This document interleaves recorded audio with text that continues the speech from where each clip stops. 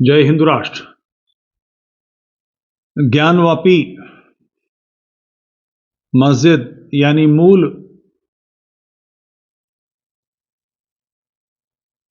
शिवलिंग का, शिव मंदिर का सत्य प्रकट हो गया।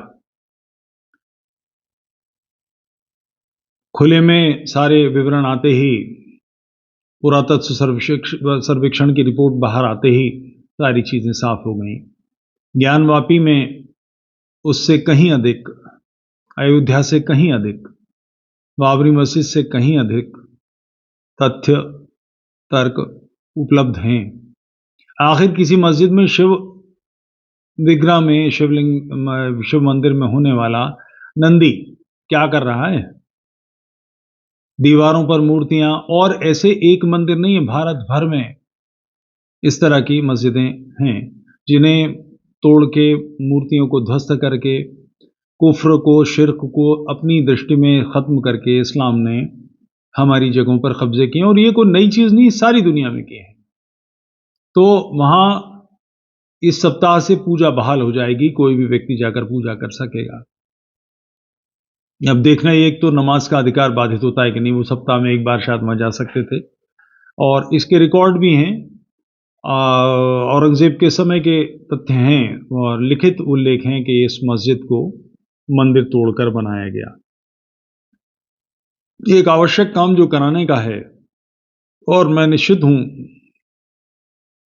कि इसके जो हिंदू पक्षकार हैं, वकील हैं, वो ये करेंगे कि ज्ञानवापी की खुदाई होनी चाहिए। उसके जो तहखानों में मलबा भरा हुआ है, क्योंकि जैसी तोड़ दी गई थी वैसी की वैसी रखी है वो, तो उन मलबे को खोलेंगे तो उसमें बहुत कुछ निकल कर आएगा।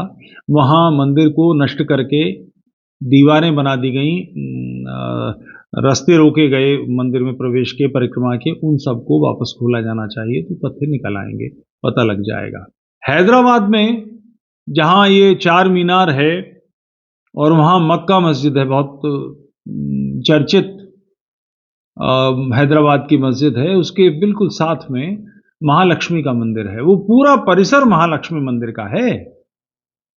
उस मंदिर को तोड़कर ये सब कुछ बनाए और छोटा सा मंदिर रहने दिया। जम्मू कश्मीर में तो बहुत सारे मंदिर तोड़ तोड़ के, उनकी आज भी जानकारियां हैं, उपलब्ध हैं। तो ये सारे विषय सामने के हैं और ये सारे विषय आएंगे, आने चाहिए।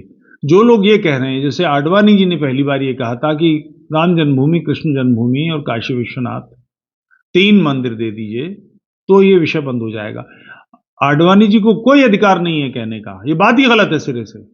ये उसी भयभीत हिंदू का, जैसे कांग्रेस ने एक कानून बनाया कि 1947 से पुराने, बाबरी मस्जिद को छोड़कर 1947 से पुराने जितने भी मस्जिद मंदिर के विवाद हैं, उसमें जो यथास्थिति वही बहाल रहेगी। कांग्रेस के बाप का देश नहीं है, हम हिंदू उसके गुलाम नहीं है, ना इतालवी के गुलाम, ना इसके खसम के गुलाम, ना इसकी सास के गुलाम, ना और किसी, या उसके ननिया ससुर के गुलाम। हिंदू किसी के दास नहीं है। हमारी तरफ से किसी को तय करने का अधिकार नहीं है कि 3 मंदिर दे दीजिए, विषय समाप्त हो जाएगा। नहीं होगा। ये हमारे मानबिंदु हैं। भारत का सम्मान समाप्त किया गया है। भारत को अपमानित करने के लिए, हमारी परंपरा को अपमानित करने के लिए ये सब कुछ हुआ है। मूर्ति पूजा के खिलाफ, बुत परस्ती के खिलाफ इस्लाम ने तलवार चलाई। मैं स्वयं मूर्ति पूजक नहीं हूं, मगर इसके कारण से मैं अपनी परंपरा को नकार नहीं सकता, अपनी मूर्तियों को, अपने मंदिरों को अपमानित नहीं कर सकता। न मुझे इसका अधिकार है, न मैं इस तरह की सोच रखता हूं। मैं एक उदाहरण से आपको बताता हूं, मैंने एक आध बार पहले भी जिक्र किया। काशीपुर में आवास विकास में जो मंदिर है, एक ही मंदिर है वहां बड़ा, वो मंदिर आज से कोई, ये बात होगी कोई 35-40 साल पुरानी। वहां एक मजार थी, आवास विकास कॉलोनी बन रही थी। वहां का जेई था नौलिया, हम उसे लाड़ से तौलिया कहते थे।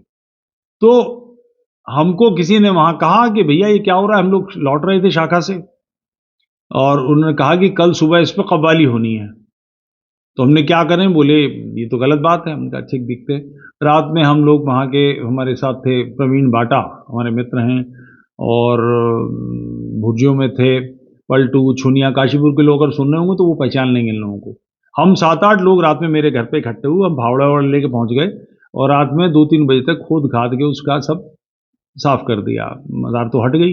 अब मंदिर कैसे बने, तो एक रामशरण सारस्वत थे, होम्योपैथ पंडित जी, उनके भतीजे थे, वो भंग पीते थे और भंग घोटने का लोढ़ा उनका रखा हुआ था, कौन सा ये द्रोणासागर पे, वो उठा लाए, उसे शिवलिंग बना के लगा दिया। और नागनाथ के उसे पुजारी को धमका के उससे त्रिशूल लेके आए, वो लगा दिया। सुबह आर्य समाज के लोग थे उस कॉलोनी में, वो लोटे लेके जल भर के वहां जल चढ़ाने पहुंच गए, क्योंकि मदान नहीं चाहिए।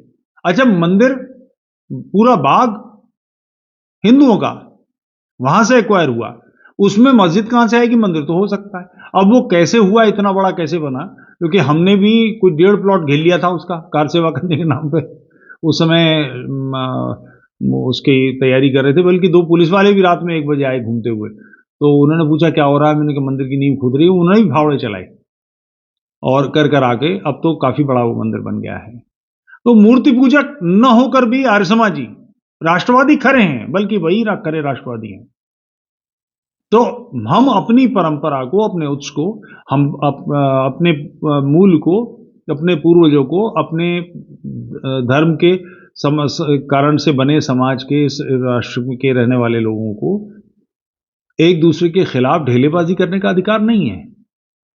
कभी किसी आर्य समाज ने मूर्तियां नहीं तोड़ी, मूर्ति पूजा नहीं करते, मगर इसका मतलब ये नहीं कि मूर्तियां तोड़ के सीढ़ियों में दबा देंगे, शौचालय में कर देंगे, मस्जिदों में लगा देंगे, ऐसा नहीं। तो ये सारे सत्य सामने आने ही चाहिए, ये सारी चीजें वापसी होनी ही चाहिए, और इसको दृढ़ता के साथ, मगर इसका ध्यान रहे, इसमें विश्वास रखने वाला जो मोटे तौर पे समाज है वो 20 करोड़ है, और मान लीजिए कि इसमें से 10% लोग ही ऐसे हैं जो ये चाहते हैं, अन्यथा 90% लोग ऐसे हैं जो इस मनस्थिति के हैं कि धरती वापस दे दी जाए, विवाद बंद कर दिए जाए। पाकिस्तान में से बहुत से लोग हैं जो बताते हैं कि 4 पीढ़ी पहले हम सरदार थे, प्रीतम सिंह जी, अब हम मुसलमान हैं, अब किसी हिंदू के सर पे तलवार रख के उससे कहा जाएगा तो वो बन ही जाएगा। इन सब की वापसी करनी है। अगर वापसी नहीं करेंगे तो ये राज्य सरकार के बस का काम नहीं है। जो ये मूछ पे ताव दे रहे हैं कि महाराम मंदिर बन गया और यूं हुआ और यूं हुआ, ये पर्याप्त नहीं है। राम मंदिर के जुलूसों पर हमले हुए ना, सरकार ने बुलडोजर भेज दिए, किसी का मकान तोड़ दिया, किसी की दुकान तोड़ दी, जहां से पथराव हुआ था उनको समाप्त कर दिया गया। मगर ये ध्यान रहे कि इसके पीछे एक पूरी मानसिकता है वैश्विक स्तर पर। लेबनान ईसाई राष्ट्र है, मूलतः ईसाई राष्ट्र है। उससे पहले बौद्ध थे, उससे पहले हम थे, मूर्ति पूजक थे, फिर ईसाई रहा बड़े लंबे समय तक। थोड़े थोड़े इस्लामी वहां इकट्ठे हुए, और ये जो फिलिस्तीनी हैं, पैलेस्टीनियन लिबरेशन फ्रंट, इसके लोग वहां बसा दिए गए, उन्होंने कन्वर्जन किए और वहां पर उपद्रव खड़ा किया, हथियारबंद जत्थे तैयार किए, ईसाइयों को सताया, संघर्ष हुआ, लंबे समय तक गृह युद्ध चलता रहा। अंततोगत्वा ईसाई वहां से छोड़ छोड़ के निकल गए और वो राष्ट्र आज इस्लामी राष्ट्र बन गया। ईसाई आज भी है, 30 से 35%, ऐसा नहीं ईसाई नहीं है, मगर सब कुछ समाप्त हो गया। तो ये सारा मामला कुल मिलाकर राष्ट्र को झेलना पड़ता है, राज्य का काम नहीं है। कोर्ट ने फैसला दे दिया काशी विश्वनाथ का, खाली कौन कराएगा? हैदराबाद में फैसला आ गया कि महालक्ष्मी मंदिर है, खाली कौन कराएगा? दिल्ली की जामा मस्जिद मूलतः मंदिर है, फैसला आ गया इसका, इसकी सीढ़ियों में मूर्तियां निकल आई, कुतुब मीनार में निकल आएगा। कुव्वतुल इस्लाम तो बना ही इस तरह का है। ये जो हरामजादे थे, तोगलक, खिलजी, इन लोगों ने भयानक अत्याचार किए हैं लोग, इसके खिलाफ कौन लड़ेगा? पहले तो क्षत्रिय थे जो जूझते थे, अब क्षत्रिय भी नहीं बचे, शस्त्रबद्ध उतने नहीं है, थोड़े बहुत हैं, सेनाएं नहीं है उनके पास, लड़ना उनके अभ्यास का काम नहीं रहा है, अब तो जीवन भिन्न प्रकार का हो गया।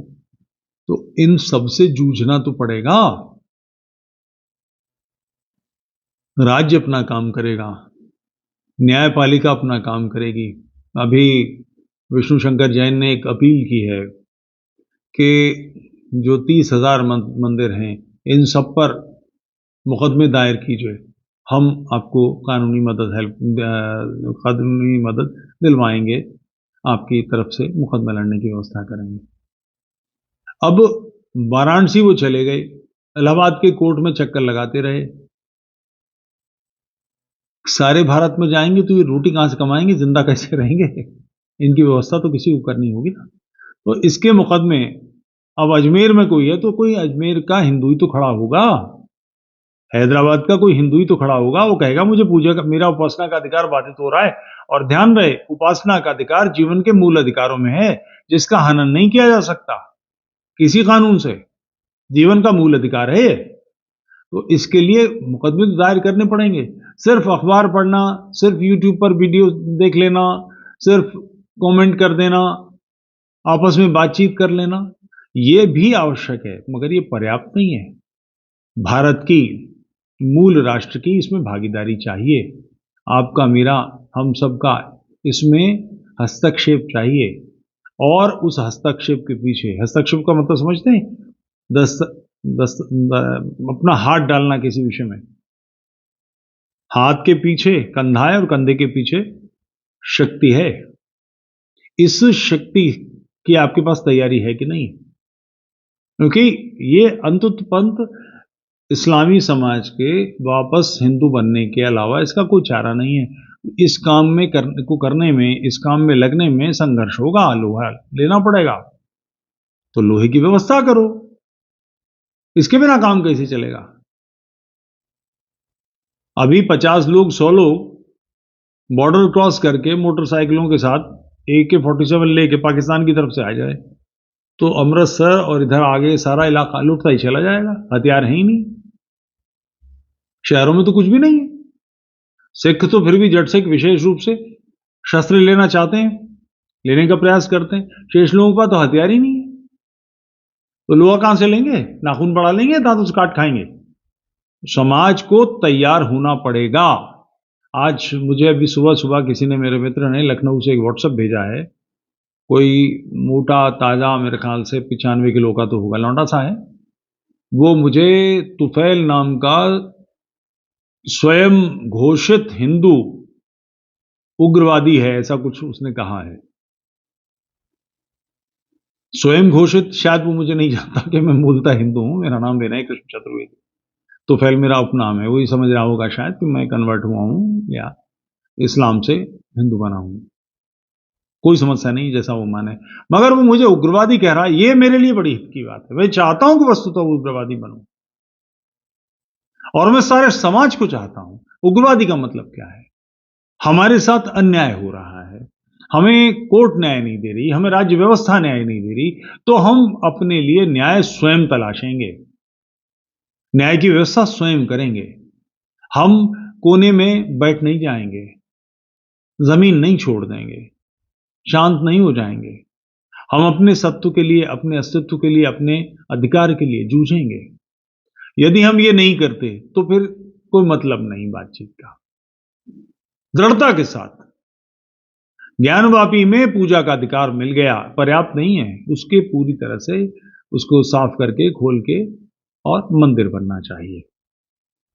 इसके लिए वो मानसिकता परास्त करनी पड़ेगी जो लगातार मंदिर के अधिकार को बाधित करती है, कोर्ट में मुकदमे लेकर आ रही है, झूठ बोल रही है। सब जानते हैं उसको। वहां जितने लोग हाथ पैर धो रहे थे, जो नमाज पढ़ने आ रहे थे, जो काम कर रहे थे, सबको पता है मुशरिकों की जगह है, काफिरों की जगह है, जिसको खत्म करके मस्जिद बनाई गई है। वो हमारे बिछड़े भाई हैं, और ऐसे बिछड़े भाई हैं जो अपने बिछड़ जाने को, अपने खो जाने को गर्व के साथ देखते हैं। तो इनके कान सेकने पड़ेंगे, इसके बिना कोई तरीका नहीं, बात नहीं बनती। और जहां संख्या कम है, जहां हमारा दबाव है, वहां घर वापसी शुद्धि करने में लगी है। बड़े पैमाने पर ये काम कीजिए। बीच में जहां गर्म है खिचड़ी, वहां हाथ बाद में डालेंगे, किनारे से शुरू करेंगे, किनारे से खाएंगे। जहां ठंडी है, इस काम को कीजिए। पूजा का अधिकार बहाल होना एक रास्ता खुला है। कुल मिलाकर इस धरती पर, इस धरती के मूल के लोग, उस विचार के लोग जो इसको मातृभूमि मानते हैं, पितृभूमि मानते हैं, जिनकी ये पुण्य भूमि है, उन्हीं का अधिकार है। शेष लोग जो आतंक के समय, आक्रमण के समय लगातार हमले हुए, उस समय हमारे लोग कन्वर्ट कर लिए गए और आतंकी विचारधारा से जोड़ दिए गए, उनके लिए इस देश में कोई स्थान नहीं है। ये एक समझने वाली बात है, करने वाली बात है। इस मानसिकता को अपने अंदर उतारिए। जय हिंद राष्ट्र।